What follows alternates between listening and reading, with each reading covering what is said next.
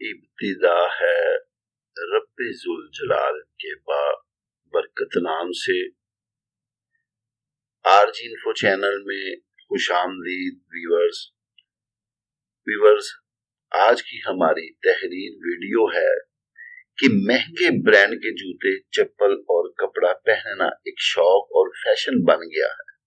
700-800 کی ایک اچھی سینڈل اور چپل مل جاتی ہے، وہ بھی سال ہی بھر چلتی ہے۔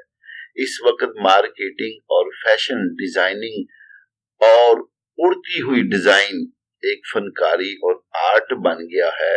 بڑے اور فلمی لوگ اور وی آئی پی کلچر پھٹی جینز اور ٹائٹس کے کپڑے پہن کر آ جائیں، وہی فیشن اور وقت کا سب سے بڑا دھماکہ ہوگا۔ بنیے کا ذہن یہ ہے کہ کیسے اور کس طرح سرمایہ کاری کی جائے اور قوم کو کیسے سستے میں لوٹ لیا جائے۔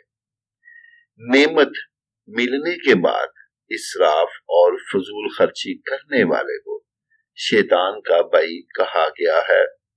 ضرورت سے زیادہ خرچ کرنا اور نعمتوں کی ناقدری کرنا، یہ دراصل شیطانیت ہے۔ کمانے کے ساتھ بچانے اور پاس پڑوس کی خبر رکھنے کی ہمارے مذہب کی تعلیم ہے۔ کوئی نعمت جب ان لمیٹڈ ہو جائے تو وہ شیطان کی راہ پر چلی جاتی ہے۔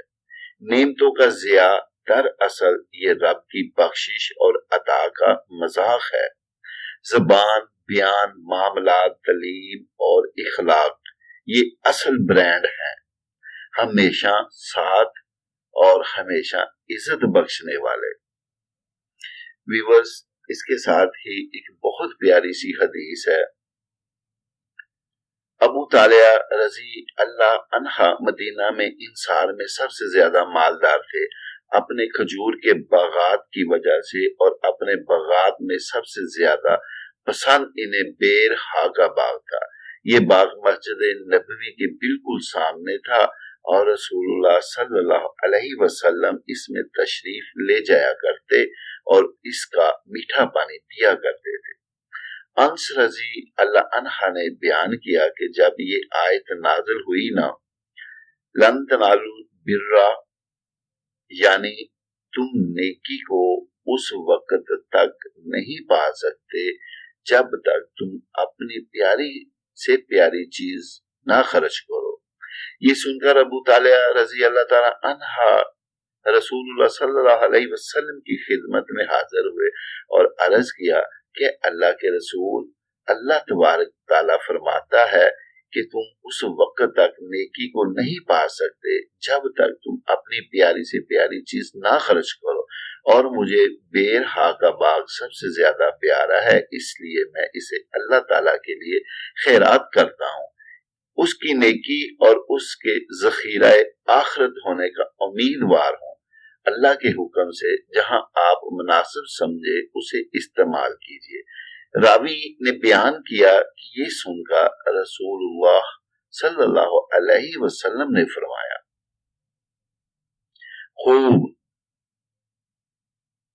یہ تو بڑا ہی آمدنی کا مال ہے، یہ تو بہت ہی نفع بخش ہے، اور جو بات تم نے کہی میں نے وہ سن لی اور میں مناسب سمجھتا ہوں کہ تم اسے اپنے نزدیکی رشتہ داروں کو دے ڈالو۔ ابو طالعہ رضی اللہ عنہ نے کہا، یا رسول اللہ صلی اللہ علیہ وسلم، میں ایسا ہی کروں گا۔